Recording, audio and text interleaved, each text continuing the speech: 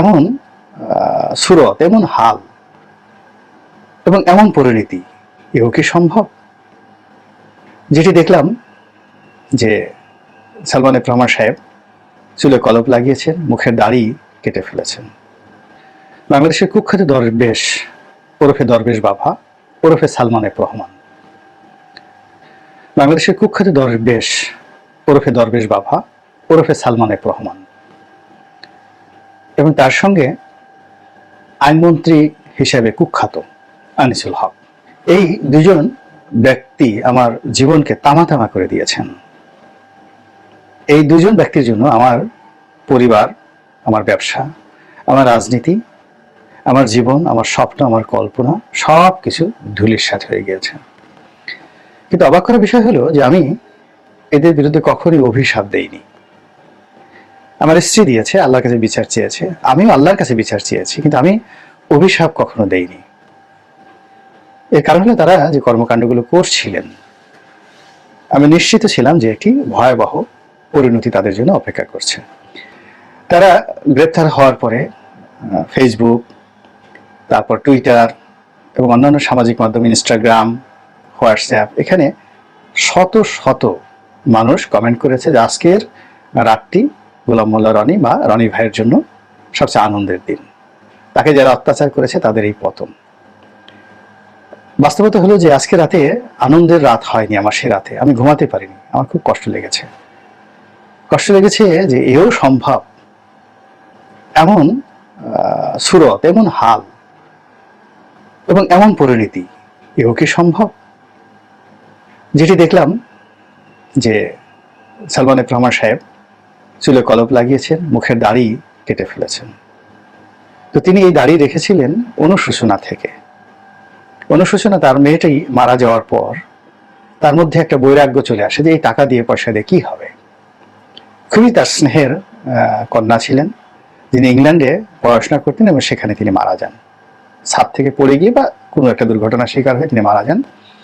এই ঘটনার পর তিনি মানসিকভাবে ভেঙে পড়েন এবং ধর্মকর্মে মন দেন। এবং ওই ঘটনার আগে সালমান এফ রহমানের পোশাক আশাক একেবারে অত্যাধুনিক ছিল। হি ওয়াজ দ্য স্মার্টেস্ট ম্যান। ওই সময়টাতে আপনি সালমানের যে একটা ছবি যদি দেখেন 91, 92, 93 দিকে, আপনি অবাক হয়ে যাবেন যে মানুষ এত স্মার্ট হয় কি করে। অসাধারণ। এবং ব্যবসা বাণিজ্য, মানে তিনি ছিলেন একেবারে কর্পোরেট জগতের সব দিক থেকে আইকন। তো তার মেয়ের মৃত্যুর পর তিনি ধর্মের কর্মে মনোনিবেশ করেন এবং তখনই তিনি এই দাড়ি রাখেন। তো তার চুল আগেই কাঁচা পাকা ছিল, কিন্তু এরপর এটা আরো পেকে যায়। তো কতটা বিপদে পড়লে, কতটা মুসিবতে পড়লে সেই যে তার যে দাড়ি, দরবেশি সুরত, সাদা পোশাক, সেগুলো সব বাদ দিয়ে তিনি আবার সেই গেঞ্জি পরা শুরু করেছেন। এটি আমার আসলে খুব কষ্ট দিয়েছে। আমি কাঁদতে পারলে ভালো হতো, কিন্তু আমার খুব কষ্ট লেগেছে। দ্বিতীয়ত, আনিসুল হকের বাবা, যেহেতু আমার আইনের ছাত্র, আইনের ব্যাকগ্রাউন্ড, তো তিনি বাংলাদেশের যে ক্রিমিনোলজি, আইন বিজ্ঞান এবং ক্রিমিনাল প্র্যাকটিসে তিনি বাংলাদেশের সবচেয়ে বড় লয়ার ছিলেন। এবং বঙ্গবন্ধু হত্যা মামলাটা তিনি পরিচালনা করেছেন আনিসুল হকের বাবা। আনিসুল হক সেখানে সহযোগিতা করেছেন এবং যেদিন এই মামলার রায় হলো, সিরাজুল হক সেদিন কেঁদেছিলেন। এবং তিনি আওয়ামী লীগ থেকে তিনি বহিষ্কৃত হয়েছিলেন বা তিনি পদত্যাগ করেছিলেন। এবং এরশাদের মামলা যখন তিনি নিলেন, তখন আওয়ামী লীগের সঙ্গে তার সম্পর্ক নষ্ট হয়ে গেল। তিনি আওয়ামী লীগের বঙ্গবন্ধুর একেবারে ঘনিষ্ঠ জন ছিলেন, কিন্তু তারপরেও পেশাগত কারণে তিনি চলে গিয়েছিলেন। এবং তিনি এই যে আওয়ামী লীগ থেকে চলে যাওয়ার পর আবার বঙ্গবন্ধু হত্যা মামলা পরিচালনা করার জন্য তাকে আনা হয়েছিল এবং তিনি সেদিন অঝরে কেঁদেছিলেন এই মামলার যখন রায় হলো, সিরাজুল হক। এবং সেই দৃশ্যের কারণে আনিসুল হকের সম্পর্কে আমার একটা শ্রদ্ধা ছিল, ভালোবাসা ছিল এবং একটা অনুভূতি ছিল। এবং তিনি খুব ভালো মানের একটা জায়গাতে, আপনি ব্রিটেনের যে কিংস কলেজ আছে, রয়্যাল কিংস কলেজ, সবচেয়ে দামি কলেজ, সবচেয়ে অক্সফোর্ডের একটি সিস্টার কনসার্ন, তো তিনি সেখান থেকে আইন পাশ করেছেন, কিংস কলেজ থেকে। তো কাজী তিনি যখন আমার বিরুদ্ধে সালমানের আইনজীবী হিসেবে নিম্ন আদালতে গেলেন, আমি শুনি নাই, আমি তখন যাকে বলে পুলিশ কাস্টডিতে ছিলাম। তিনি অকথ্য ভাষায়, অশ্লীল ভাষায় আমাকে নিয়ে যে সকল কথাবার্তা বলেছেন কোর্টে দাঁড়িয়ে, আমার স্ত্রী অঝরে সেদিন কেঁদেছিলেন এবং তিনি অভিশাপ দিয়েছিলেন। কিন্তু আমি যেহেতু শুনিনি, আমি তাকে কখনো অভিশাপ দেইনি। তো জেল থেকে বেরোনোর পর আমি উমরা করতে যাচ্ছিলাম। দুর্ভাগ্যজনক হলো সত্যি যে সেই আমার পাশাপাশি তিনি বিমানে যাচ্ছিলেন, তখনও তিনি মন্ত্রী হননি, দুদকের কর্মচারী। কিন্তু লোকজনের ক্ষোভ এত বেশি ছিল যে বিমানের বেশিরভাগ লোক তাকে গালাগালি করছিলেন, এবং সবাই জানতেন যে সালমান এফ রহমানের পক্ষে এই মামলা পরিচালনা করেছেন আনিসুল হক নিম্ন আদালতে ওই সময়টি 2013 সনে। তো আমি তখন সংসদ সদস্য, সব মানুষ, প্লেনের লোক বলতে গেলে তাকে সবাই মারতে আসছিল। তখন প্লেনের স্পেশাল সিকিউরিটি করে তাকে ঘেরাও করে রাখা হয়েছিল একটা পর্দাটা নিয়ে বিজনেস ক্লাসে। এরপর যখন দুবাই এয়ারপোর্টে আমরা নামলাম, তিনি সবার আগে নেমে এই যে দৌড়ে কোথায় যে চলে গেলেন, আর কোনো বাঙালি তাকে দেখলো না। তো যাই হোক, তিনি তার শাস্তি ওই সময়টাতে পেয়েছেন। আমার সঙ্গে, আমি বরং তার সঙ্গে হাসি মুখে কথা বলার চেষ্টা করেছি, সালাম বিনিময় করেছি, তিনি সালাম দিয়েছেন, আমিও সালাম দিয়েছি। তো সেই মানুষ আইনমন্ত্রী হওয়ার পর একেবারে রাতারাতি বাংলাদেশের রীতিমতো আওয়ামী লীগের হর্তা-কর্তা হয়ে গেলেন।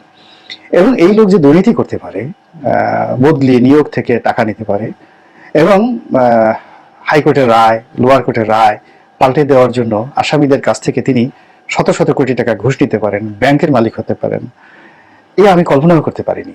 এ রক্ত সিরাজুল হক তাকে দিয়ে গেছে, তার মধ্যে সিরাজুল হকের রক্ত, এটা আমি কল্পনাও করতে পারি না। তো যাই হোক, তাকে নিয়ে আমি খুব হতাশ ছিলাম, কিন্তু তিনি গ্রেপ্তার হয়েছেন, তার যে পরিণতি, এটিও আমি মেনে নিতে পারি না। আমার এক ভাগ্নে সিএমএম কোর্টে ছিলেন, বেশ বড় পদে, অতিরিক্ত সিএমএম হিসেবে ছিলেন। তো তিনি একদিন বাসায় এসে আমাকে বললেন যে, মামা, জীবনের কিছু চাই না, আমি কোর্টে বসে থাকবো, এই আইনমন্ত্রী কামরুল এবং আনিসুল হক আমার কোর্টে আসামি হিসেবে আসবে, এবং আমি সেই দৃশ্যটা দেখবো, এটাই আমার স্বপ্ন, আমার আর কিচ্ছু দরকার নেই। তো আমার সেই ভাগ্নেটা এখন সুইডেনে আছেন একটা স্কলারশিপ নিয়ে। তো তার সেই স্বপ্ন পূর্ণ হয়েছে। তো যাই হোক, সেই স্বপ্ন পূর্ণ হওয়ার পর তিনি হয়তো খুশি হয়েছেন, কিন্তু আমি কোস্টগার্ডের হাতে এই দুজন যে বেহাল অবস্থায় ধরা পড়েছেন, লুঙ্গি পরা অবস্থায়, সারা শরীরে তাদের যেভাবে সেই সাঁতার দেওয়ার জন্য যে লাইফ জ্যাকেট পরানো হয়েছে, এবং বিবর্ণ বিভৎস তাদের চেহারা, এই চেহারা আমি আসলে কখনো দেখতে চাইনি। তাদের পরনে লুঙ্গি পরা, এবং ফেসবুকে যেটি এসছে যে সালমান ভয়ে মল ত্যাগ করে লুঙ্গি নষ্ট করে ফেলেছেন, এবং তিনি সেই কথা বলার পর তাকে সেই লুঙ্গি পরিষ্কার করে আরেকটা নতুন লুঙ্গি দেওয়া হয়েছে। সত্যমিতে আল্লাহ জানেন। কিন্তু RTV একটা খবরে যেটি এসছে সেটা হলো, তাকে যখন কোর্টে তোলা হয়েছে, খাঁচার মধ্যে ঢুকানো হয়েছে, গারদের খাঁচা নয়, সিএমএম কোর্টের খাঁচায়, তখন ভয়ে তাপে চাপে তিনি সেখানে বমি করে দিয়েছেন। এটা টেলিভিশনে এসেছে। আবার যেটা আসছে যে তিনি এবং আনিসুল হক, তো তাকে চেনা জানে, যেহেতু তিনি দাড়ি কামিয়ে ফেলেছেন, তিনি যে সালমান এফ রহমান এটা কোস্টগার্ড চিনতে পারেনি, তো আনিসুল হককে চিনতে পেরেছে। আনিসুল হককে ধরা হয়েছে, এবং তাকে যখন ছেড়ে দেওয়া হচ্ছে, তখন তিনি নাকি, অর্থাৎ আনিসুল হক নাকি বলেছে যে সেই হলো সালমান এফ রহমান, এবং সেই তাকে ধরিয়ে দিয়েছে। এগুলো অনেক সময় গুজব হয়, মিথ্যা হয়, যা হয়, কিন্তু এই কথাগুলো আলোচনা হচ্ছে, যেটি সালমানের জন্য এবং আনিসুল হকের জন্য মানে ভীষণ রকম অবমাননাকর। এবং এই দুইজন লোকের যে করুণ পরিণত হলো, বাংলাদেশে মির্জাফর, তারপরে জগৎ শেঠ, এদের বংশধরদেরকে যেভাবে এখনো পর্যন্ত অভিসম্পাদ দেওয়া হয়, আগামী দিনে বেক্সিমকো, সালমান, এই বংশের সাথে কেউ আত্মীয়তা করতে চাইবে না, এদেরকে কেউ দেখতে চাইবে না। এদের সারা জীবনের অর্জন কিয়ামত পর্যন্ত তাদের জন্য অভিশাপের বিষয়বস্তু হয়ে গেল। আমি আসলে এই জিনিসগুলো কখনো চাইনি, এতে আনন্দিত হওয়ার কিছু নাই। আমি শুধুমাত্র বলছি যে, হে আল্লাহ, বাংলার জমিনে যেন এইরকম সালমান এবং এইরকম আনিসুল হক পয়দা না হয়। কোনো মায়ের জঠর যেন এদেরকে ধারণ না করে, কোনো পিতার ঔরর যেন এদেরকে পয়দা না করে। বাংলার আলো বাতাস যেন এদের নিঃশ্বাস প্রশ্বাস থেকে মুক্ত থাকে। আর যারা বড় হবেন, তাদের মন ও মস্তিষ্কে যেন একজন সালমান হওয়ার তবে একজন আনিসুল হকার ইচ্ছা না জাগে।